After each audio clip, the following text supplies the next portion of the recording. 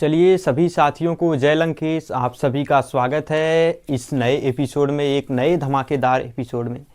तो जैसा कि आज मैं बात करूंगा कि आपका जो इंग्लिश ग्रामर का जो ट्रिपलेट एक ऐसा यूज है जो आप सभी को जो है डरा के रखा हुआ है लंका के साथी। तो अब डरने की ज़रूरत नहीं है। तो आज मैं बताऊंगा आप सभी को अपीयर, सीम और लुक।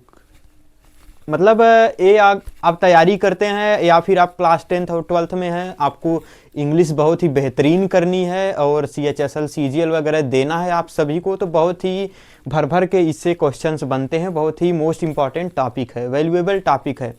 तो आइए आज मैं बात कर रहा हूँ इसी टॉपिक पे, ठीक। अपीयर, लुक और सीम, तो तीनों का अर्थ क्या होता है, शब्द क्या है और कैसे यूज होता है, इसी को हम सीखने वाले हैं बिल्कुल अच्छे से। कोनो दिक्कत नहीं है। तो महाराज रावण जो है आप सभी को एक ही आदेश देंगे, आप सभी वीडियो को पूरा देखना और पढ़ाई करना ज़बरदस्त, ठीक है लंका के वीरों। ओके, तो चलिए देखिए क्या है अपीयर, सीम, लुक, ठीक। तो यहाँ पे ध्यान देने वाली बात यह है कि देखिए आप अपीयर और सीम दोनों एक ही शब्द है, ठीक।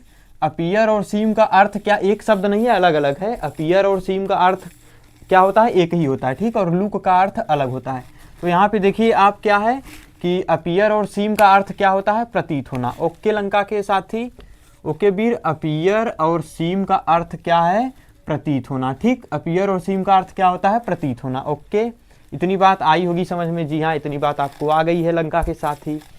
अब क्या है लुक। लुक का अर्थ क्या होता है, लगना या दिखाई देना, ठीक है, लगना या दिखाई देना। ओके, अब जो सबसे मोस्ट इम्पॉर्टेंट बातें हैं लंका के वीरों, सभी प्यारे साथी, तो क्या है अपीयर और सीम का अर्थ हो गया प्रतीत होना, ठीक है। अपीयर और सीम का अर्थ क्या हो गया, प्रतीत होना। अब लुक का अर्थ क्या हो गया, लगना या दिखाई देना, लगना या दिखाई देना, ठीक है। अब इन तीनों के बाद हम क्या करते हैं, एक ऐसा शब्द है जिसको हम जोड़ते हैं ट्रांसलेट करते समय, ठीक है।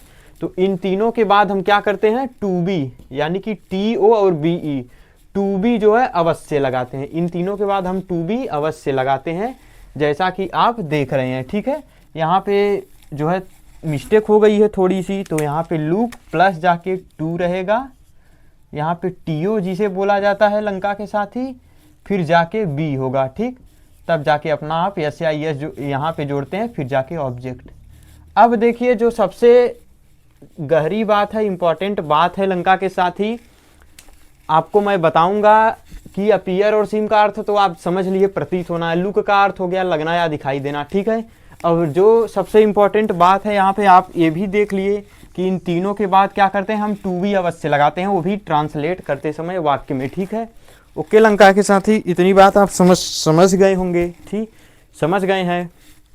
अब देखिए प्रेजेंट टेंस में जब वाक्य रहेगा, इसका जो है यूज लंका के साथी जो होता है, एक तो प्रेजेंट टेंस में होता है और एक पास्ट टेंस में होता है, ठीक है। तो दो तरह से इसका यूज होता है। अब आइए एग्जांपल्स लेके समझते हैं, ठीक है। तो जब वाक्य आपका प्रेजेंट टेंस में रहेगा, जब वाक्य क्या रहेगा आपका प्रेजेंट टेंस में रहेगा, तो सब्जेक्ट सबसे पहले लिखेंगे, उसके बाद अपीयर या सीम दोनों में से एक का प्रयोग, या तो लुक वाला प्रयोग रहेगा तो लुक को लगाएंगे, फिर टू भी लगाएंगे और तब जाके ऑब्जेक्ट लिखेंगे, ठीक है। इसके साथ अगर सब्जेक्ट एक वचन है तो यस जोड़ेंगे, ठीक है, यस या यस जो आप देखते हैं यहाँ पे अपना, उसको हम लगाएंगे, ठीक है, प्रेजेंट इंडेफिनिट नियमा के अनुसार। ओके, कोनो दिक्कत है नहीं। एक बार कहिए तो फिर से रिपीट कर दिया जाए। देखिए क्या है, अपीयर और सीम का अर्थ क्या होता है, प्रतीत होना, ठीक। इतनी ये दोनों शब्द का जो है कंफ्यूजन क्लियर हुआ आपको, जी हो गया। ओके लंका के वीर, हो गया क्लियर, ठीक है। अब क्या है आपका लुक का अर्थ क्या होता है, लगना या दिखाई देना, ठीक है, लगना या दिखाई देना। ओके, इन तीनों के बाद हम क्या करते हैं, टू बी अवश्य लगाते हैं। अब आइए एग्जाम्पल्स लेके अब हम समझते हैं, ठीक है, एग्जाम्पल्स लेके समझते हैं। कोनो दिक्कत है नहीं। चलिए अब एग्जाम्पल्स की तरफ बढ़ते हैं। तो क्या है एग्जाम्पल, देखिए। तो चलिए लंका के सभी साथी, यहाँ पे देखिए दो एग्जाम्पल्स आपके सामने है, ठीक है। कौन सा एग्जाम्पल्स है, तो देखिए एक एग्जाम्पल यहाँ पे, एक एग्जाम्पल यहाँ पे। पहला एग्जाम्पल क्या है, वह दुखी प्रतीत होता है, और दूसरा एग्जाम्पल्स क्या है, मैं मूर्ख लगता हूँ, ठीक है। तो हमने क्या बताया, जब वाक्य आपका प्रेजेंट टेंस में रहेगा, यानी कि ताहेती है, देखिए रहती है, पहचान उसकी होती है। ओके लंका के वीर, तो दुखी प्रतीत होता है, तो यहाँ पे सब्जेक्ट अपीयर करके आप लिख सकते हैं SIS जोड़ के। तो लिखने का फार्मूला ये सबसे पहले कर्ता लिखा जाएगा, फिर अपीयर सीम लुक का प्रयोग होगा, तीनों में से एक, तब जाके टू बी जोड़ना है आपको। अगर सब्जेक्ट सिंगुलर रहेगा तो एस या एस इसमें जोड़ेंगे, किसमें, अपीयर सीम और लुक में, तब जाके टू बी लगाएंगे, तब जाके ऑब्जेक्ट का प्रयोग करेंगे, जैसा कि अब इसको ट्रांसलेट करके अब हम बताते हैं। ठीक है, आइए देखिए बोर्ड पे यहाँ, वह दुखी प्रतीत होता है, तो इसको कैसे करना है देखिए, वह की अंग्रेजी क्या होती है, ही होगी, ही। अब देखिए दुखी प्रतीत होता है, तो यहाँ पे अपीयर और सीम का अर्थ क्या होता है, प्रतीत होना। ठीक है, प्रतीत होना, तो इसको लगा दो अपीयर या सीम, तो हम लगाते हैं सीम। ठीक, तो ही सीम हो गया। ठीक है, ही सीम, तो सीम देखिए इसमें हम यस जोड़ेंगे, क्यों, क्योंकि सब्जेक्ट आपका सिंगुलर है, एक वचन है। ठीक है, ही सीम्स, तब जाके टू और बी लगाना है। ठीक है, तब जाके टू बी, तब जाके ऑब्जेक्ट, तो क्या हो जाएगा, सैड। ओके लंका के वीर, आप समझ गए, he seems to be sad, वह दुखी प्रतीत होता है। तो ऐसा एग्जाम्पल्स मिलेगा तो आप इसी तरह करेंगे। तो अगला एग्जाम्पल्स क्या है, मैं मूर्ख लगता हूँ, तो मैं की अंग्रेजी क्या हो जी, आई। ठीक है, क्या हो जाएगी लंका के साथ ही, आई, तो आई। अब जाके देखिए क्या करना है आपको, लगना या दिखाई देना, तो लगना है यहाँ पे देखिए लगना, तो इसको क्या करेंगे, लुक, आई लुक। ठीक, I look, I look to be. ठीक, आई लुक टू बी, कोनो दिक्कत है नहीं, I look to be fool. ठीक है, I look to be fool, तो मैं मूर्ख प्रतीत होता हूँ या मैं मूर्ख लगता हूँ। ठीक है, आई, इसमें एस या एस क्यों नहीं जोड़े हम, क्योंकि सब्जेक्ट क्या है, प्लूरल है। ठीक है, इतनी बातें समझ में आई आपको। वह दुखी प्रतीत होता है, he seems to be sad, मैं मूर्ख लगता हूँ, I look to be fool. Okay Lanka के वीर, तो चलिए अब अगले एग्जाम्पल्स की तरफ बढ़ते हैं, तब आपको और बेहतर समझ में आएगा। ओके, कोनो दिक्कत है नहीं, कहिए तो 10 सिर लगा लूँ, कोनो दिक्कत नहीं है, चलिए 3 से ही काम चलाते हैं। ठीक है, ओके, तो चलिए लंका के साथ ही यहाँ पे देखिए अगला एग्जाम्पल्स क्या है, ऐसा प्रतीत होता है कि आज बारिश होगी। ठीक, ऐसा प्रतीत होता है कि आज बारिश होगी, तो इसको ट्रांसलेट करना है आपको, तो कैसे करेंगे, ऐसा प्रतीत होता है, तो इसको एक ट्रांसलेट यहाँ पे ये है, एक आपका सेंटेंस यहाँ पे है, और एक क्या है, आज बारिश होगी। ठीक, आज बारिश होगी, तो यहाँ पे देखिए ऐसा प्रतीत होता है कि आज बारिश होगी, तो यहाँ पे इसको ट्रांसलेट कैसे करना है, तो ऐसा प्रतीत होता है, तो ऐसे की अंग्रेजी देखिए क्या होगी, ईट होगी। ठीक, ईट, आप देखते हैं बारिश और इस मौसम के लिए ईट का प्रयोग करते हैं, तो इट सीम्स क्या हो जाएगा, it seems to be, it seems to be. देखिए ये सीम के बाद टू बी अवश्य लगाना है, तो लगा दिया हमने, it seems to be that.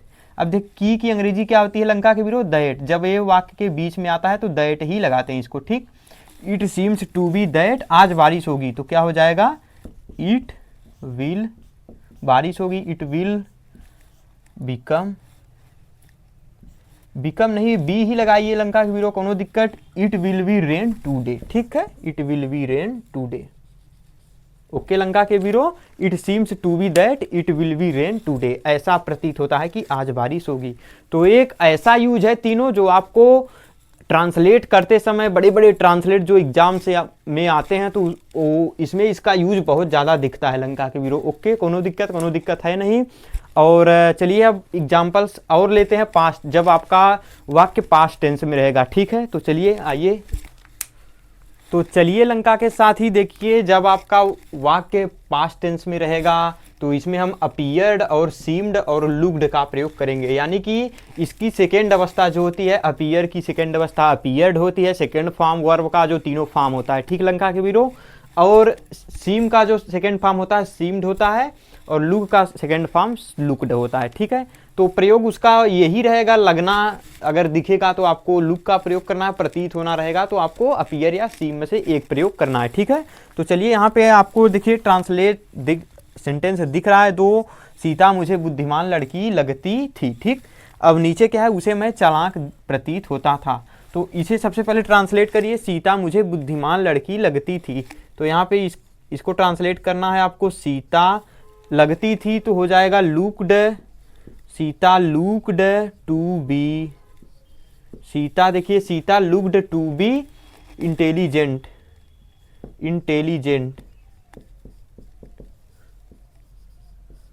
Okay Lanka के वीर, Sita looked to be intelligent girl,